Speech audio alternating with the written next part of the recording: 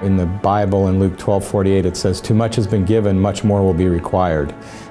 I feel really strongly about that verse.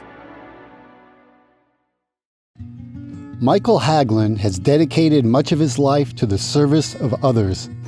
He has put his deep Christian faith to work. Because in your precious name we pray, Jesus. Amen. Organizing medical mission trips to Ecuador and bringing modern neurosurgery practice and training to several African hospitals. I feel like part of what we should do as Christians is give back.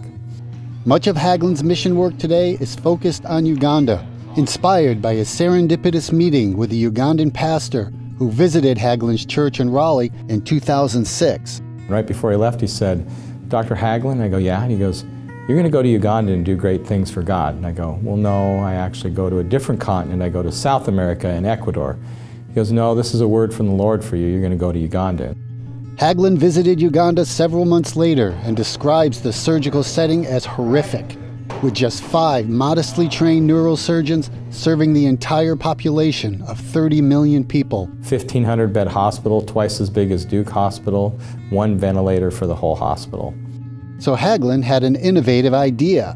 He knew that Duke had a surplus of used medical equipment stored in a warehouse. And I found more monitoring equipment that they had in the whole hospital in Malago and brought it home in my car. That was the 2007 genesis for the Duke Global Health Plus program, which stands for Placement of Life-Changing Usable Surplus. And in 2 days, we had a team of 24 people that all wanted to go. Some of the best CRNAs, my neurosurgery residents, OR nurses, ICU nurses.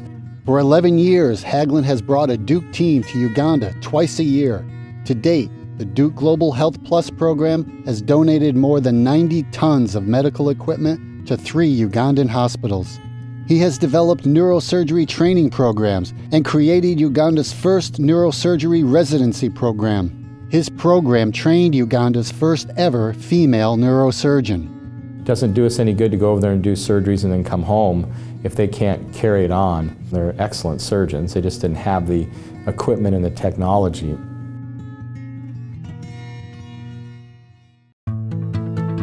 Haglund was born in Minneapolis. His father was a PhD in plant biology, which inspired Haglund's interest in science and math. So I was interested in research, but I wanted to not be a plant doctor, I wanted to be a people doctor. After neurosurgical residency, where he published several important papers on epilepsy, and following 2 fellowships at Harvard, Harvard offered him a coveted full-time position. But then I really felt a tug on my heart and it said, this is not it. And I said, you know, I talked to my wife last night, I think we need to pray about this a little more, and my next interview was at Duke. And I loved it.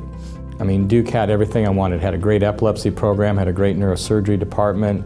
Haglund came to Duke in 1995 and became an established expert in spinal surgery and the surgical treatment of epilepsy. And so the minute I came out here to Durham, I said, I'm going to get involved in humanitarian work.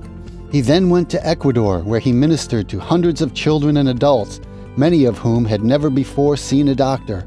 He visited Ecuador annually for more than a decade and established a self-sufficient medical clinic there with fellow Dukey Tim Driscoll and others from Duke Hematology Oncology. So it was a pretty strong start to doing this kind of missionary work.